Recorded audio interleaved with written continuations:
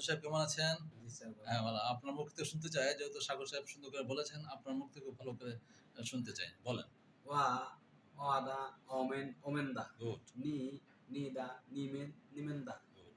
তা, তাদা, তামেন, তামেনদা। ওইটা উচ্চারণটা থা হবে। আবার থা, বলুন। হ্যাঁ। থা, থামেন, তামিন। থা, থা, দা। থা, থাদা, তামেন, তামেনদা। গুড। সুন্দর হইছে। একদম নতুন হিসেবে কিন্তু খারাপ হয় না। ভালো বলেছেন। প্র্যাকটিস করলে আরো ক্লিয়ার হবে। ঠিক না? আমি আবার একটু রিভাইজ দিয়ে যাই। ওয়া, ওয়াদা, ওয়ামেন, ওমেন, ওমেনদা। ওমেনদা। নি, নি, নিদা, নিদা, নিমেন, নিমেন, নিমেনদা। নিমেনদা। থা, থা, থাদা, থাদা, থামেন, থামেন, থামেনদা। থামেনদা। গুড।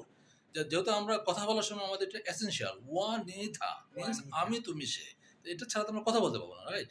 সেইজন্য আমাদেরকে এটা ভালো করে প্র্যাকটিস করতে হবে এবং ওয়া, আমি যখনই সময় পাবো মানে আমাদের উভয়কে মানে আমরা যখন সময় পাবো আমরা এটা মনে মনে প্র্যাকটিস করে দেবো। জাস্ট এটা যেহেতু চাইনিজ ইংলিশের একটা অংশ আমাকে বারবার প্র্যাকটিস করলে আমার এটা খুবই ভালোভাবে আরও সুন্দর ক্লিয়ার উচ্চারণ হবে না?